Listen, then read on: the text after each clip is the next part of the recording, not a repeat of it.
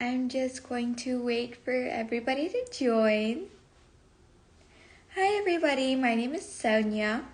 I am your International United Miss North Carolina preteen. Welcome back to this new episode of my live series I.U.M, which stands for Inspire, Unite, Motivate, through which I aim to inspire everybody to create positive change in society, unite all of the change makers in the world, and motivate everyone of all ages to make a difference in their communities. So I see our special guest has joined. Hello to everybody joining. I think you just have to request to join. How's everybody's day been going?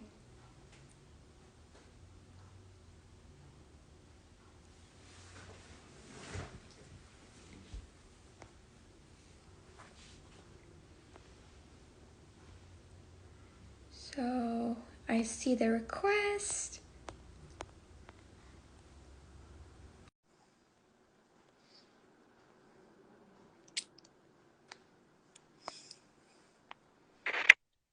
Hey! How are you? I'm good. How are you? I'm wonderful, thank you. So for those of you who don't know, today I'm joined by the ultimate International Nebraska Miss Kailyn. So for some of the audience members who might not know a lot about you, do you want to just start off by introducing yourself, talking a little bit about yourself? Sure. So my name is Kailyn Thelen. I'm the ultimate International Miss Nebraska. I've been competing in pageants for 12 years, so quite a long time, and I have my own platform and nonprofit, all for Allie and Kailyn's Cozy Creations. That's awesome. So today we're going to be talking all things platform, which you already mentioned. So let's start with All for Ollie. What inspired you to create that? So through my nonprofit, Kailyn's Cozy Creations, I make blankets for people facing challenges to send all over the world. And I had the opportunity to deliver a blanket in person to a young girl in Utah named Allie. And she had relapsed with cancer 6 times by the age of 8. Her personality and her love for life, despite all the challenges she went through, was so inspiring. And I knew that I wanted to do something for her and other kids like her. And so I kind of had a thought in mind to start something, a pediatric cancer platform, but didn't put anything into action until Allie passed away shortly after Thanksgiving, the year that I met her. And so now I do a lot for pediatric cancer research and raising funds. I think that's incredible. It's really sad, but again, it's very inspiring that you were able to take something a little bit tragic and turn it into something positive that you could use to inspire people and help people in need. So you kind of already touched on this, but why is childhood cancer specifically important to you? You mentioned a personal story, but are there any other reasons why it is near and dear to your heart? Well, so not only with Allie, but through Kalen's Cozy Creations, I deliver and send lots of blankets to people facing challenges, and a lot of these people have happen to be children with cancer. So it's not just Allie, but it's a lot of these kids. I have delivered over 250 blankets. So I know a lot of kids with pediatric cancer, and I unfortunately know over 25 personally that have passed away from pediatric cancer. So I just want people to know that it's not rare and that it is super deadly, and we need to do more for these kids. I completely agree. I know that with deadly diseases, it can be really easy to overlook younger patients, and it's way harder for them because they're going through something at such a young age, an age where you're supposed to be worrying about school and what you're going to wear. They have to worry about something so life-changing. So I really do love that you're able to spread awareness about that because I think it's important we don't overlook that and we really do something for these kids. So what is your favorite memory with your platform? Let's see. My favorite memory has to be, so last year, I went to Ultimate International Miss Internationals last year, and Mhm. I had a goal to raise lots of money, over I think $10,000 was their goal, for pediatric cancer research as their ultimate impact initiative for the year. And because that aligns perfectly with my platform, I made it my goal to raise the most money out of everyone, because I knew whoever raised the most money won the I.U.M Lily Grace Stern Scholarship for most money raised. And so I worked hard doing lemonade stands, coin drives, a virtual walk, everything I could to raise funds, and I was able to raise $1,035 within less than a year to donate to I.U.M that they ended up giving to pediatric cancer research, and I was able to win that scholarship for most money raised. That was the best feeling ever, because I knew that I worked so hard for something super important to me, and when they announced my name as the winner of that scholarship, I honestly fell to the floor crying. Like, backstage, I completely fell to the floor. That is so awesome and congratulations. I think that that's really incredible. And you mentioned that you did things like lemonade stands. So I think it's really important to realize that when you're doing fundraisers, when you're trying to raise money for something that's important to you, it doesn't have to be like this big extravagant thing that you're doing online. It can be something as small as a lemonade stand, and you can still create such a big impact, a positive impact, and really help so many people in need. And you also got a scholarship out of it, which is incredible. So I think that's something very important to keep in mind. So why do you think that supporting people when they're going through any hard time is really important, especially in this day and age? Well, I actually know what it's like to go through a hard time. I have a chronic illness of my own, and I know that receiving support is huge, because we truly can't get through this alone. Like, it really does take a village, and we need the support for both our physical symptoms and mental symptoms, because it takes a toll on people mentally. And I believe that we need to provide that support to everyone, because especially with the mental health rates, or the mental illness rates increasing, so many people are facing mental illnesses. We need to be there to support those who are more prone to developing a mental illness, and that is people who are facing problems like chronic illnesses and terminal illnesses. Yeah, and I think that a lot of the times mental and physical health are very interconnected. So when something is taking a toll on you physically or mentally, it automatically affects that other part of you. And it can be really easy to miss these kinds of things. But I think just something really small, like checking in on your friend who seems a little bit down, or just reaching out, or even virtually just spreading kindness and positivity, like positive quotes. You never know whose life you're changing, whose day you're making, and it can just really have such a positive impact. So always remember to, check up on your friends, make sure you're there for them, and even strangers. Like if you see someone's down, you don't need to know the person personally to go and be there for them. It can be anybody of any age. So how do you think that kindness can change the world? I kind of just went into that question. Well, I think, especially in this day and age, there is so much negativity and so much mental illness, like I said, just so much that seems to be going wrong in the world. And so we need kindness to restore people's faith in humanity. That's why I strive to spread kindness, whether it's something small like holding open a door for someone, or greeting someone, to something big like where I'm raising funds and awareness for pediatric cancer, which is a huge thing that we need to do, or making blankets through my nonprofit for people facing challenges. I believe that kindness really keeps us all connected as humans. I love that. And I also like that you mentioned small things you can do and big things you can do. And it goes back to what I was saying earlier, where kindness doesn't have to be really big or really small. And it can be really easy when you do small things like that, like holding open the door. You don't even realize yourself that you're showing an act of kindness, but these little things really add up and just spread so much kindness into the world. So, it can be easy to feel like, oh, well, what's the point in doing that? No one's going to see it and nothing is going to come out of it. But you are changing a life. You are showing that kindness. So just jump right in, because it's the right and kind thing to do. So I'm going to move a little bit into social media, because I know that especially in this day and age, social media is very popular. So how do you use social media to promote your platform and reach more people?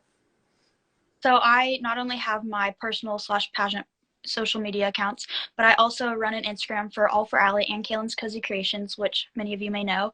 And I use this to reach people because when I do my fundraisers, I'm able to use social media to post about those fundraisers and get people to help support it. For example, I host an annual fundraiser pageant called Miss Gold, raising funds for pediatric cancer research, and I am able to share this on my social media accounts and get people to sign up, because honestly, without social media, I probably would have one sign up, and that would not be fun for anyone, and it wouldn't make as big of an impact. So being able to utilize social media to spread awareness and also get people to get involved in things, like I mentioned, is huge.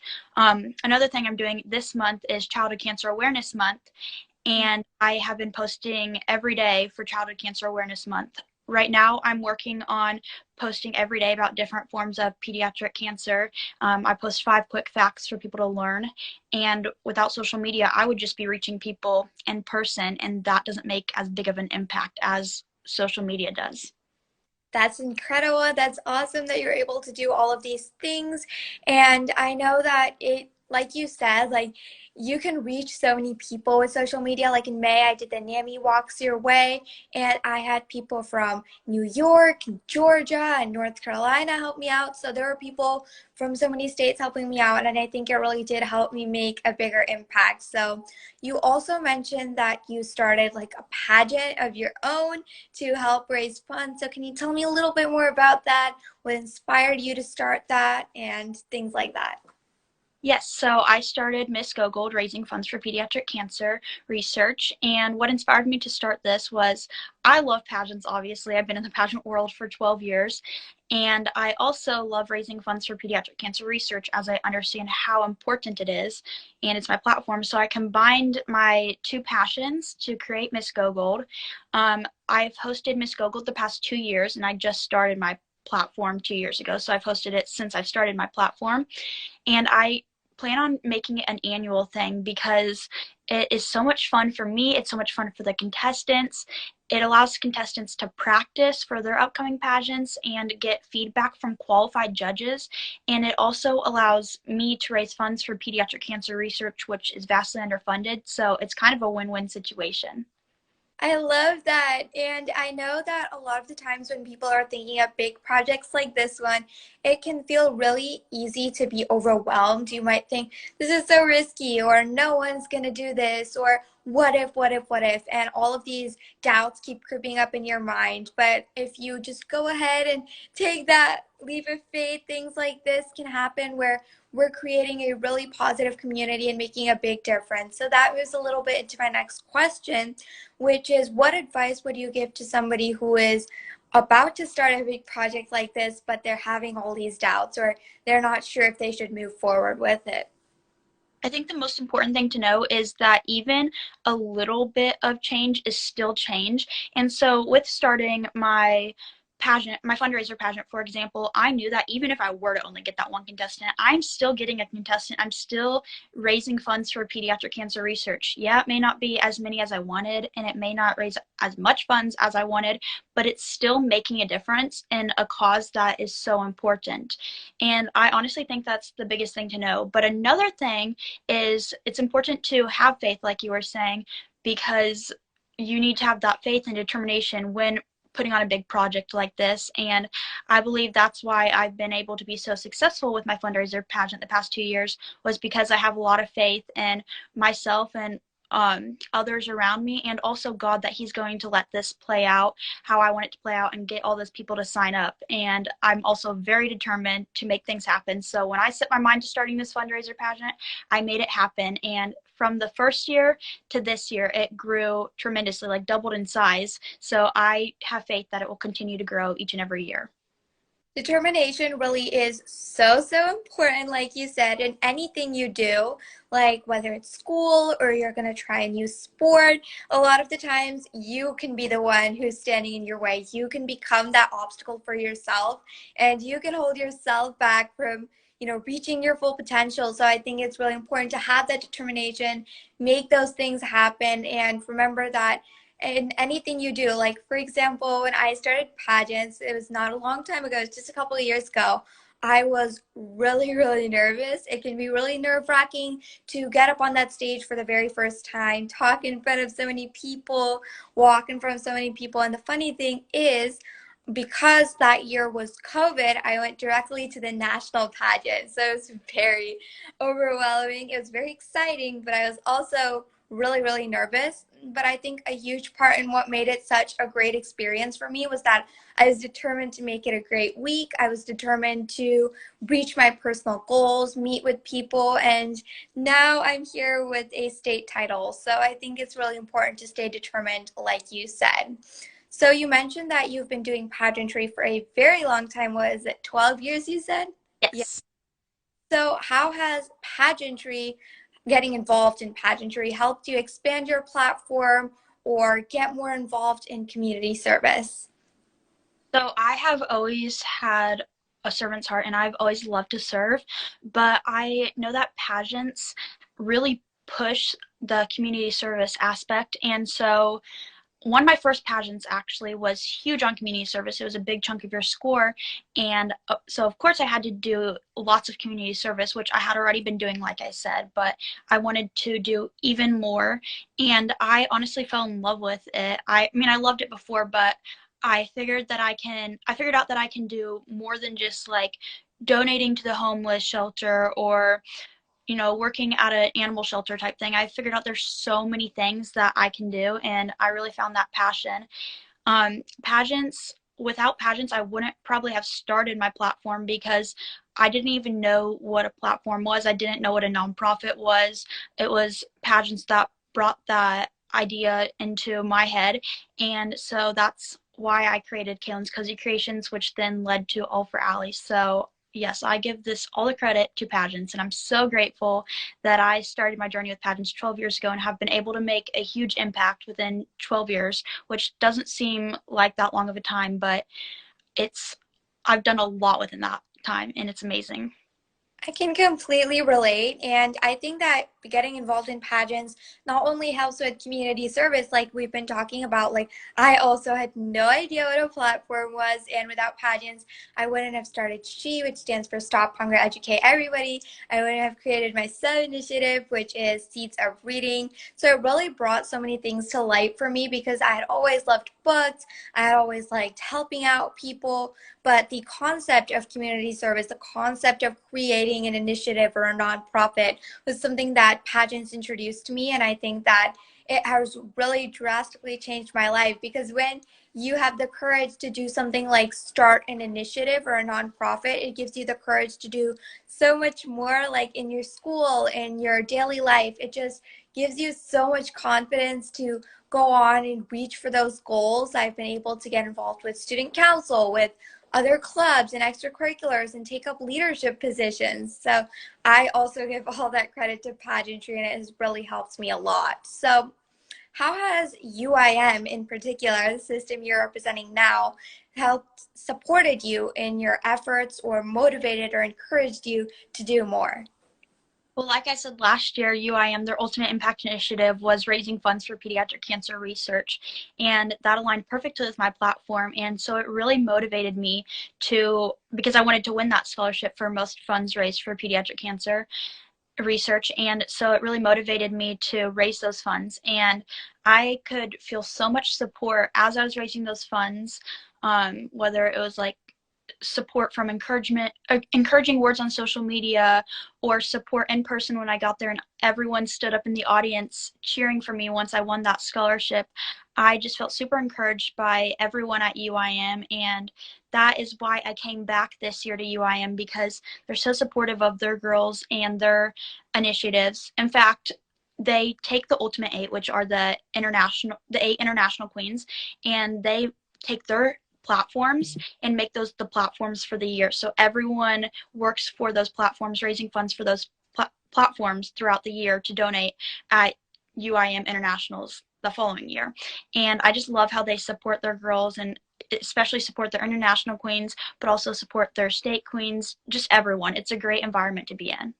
That's awesome. I know with I.U.M. we had a positivity project leading up to the international pageant, and there were so many awesome challenges on there that involved giving back to the community or supporting each other on social media, and just the love that you get being involved, whether it's UIM, I.U.M, or any other system, the support you get being like a regional title holder, a state title holder, a national title holder.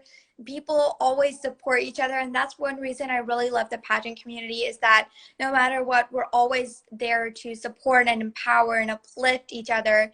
And it also allows us to do things like this. Like, I would have never known a couple years ago that you could reach out to people, have lives like this, who are like in a completely different part of the country. So that's another reason I really love pageants. So why do you think that community service is beneficial at any age, getting involved in it and just doing it?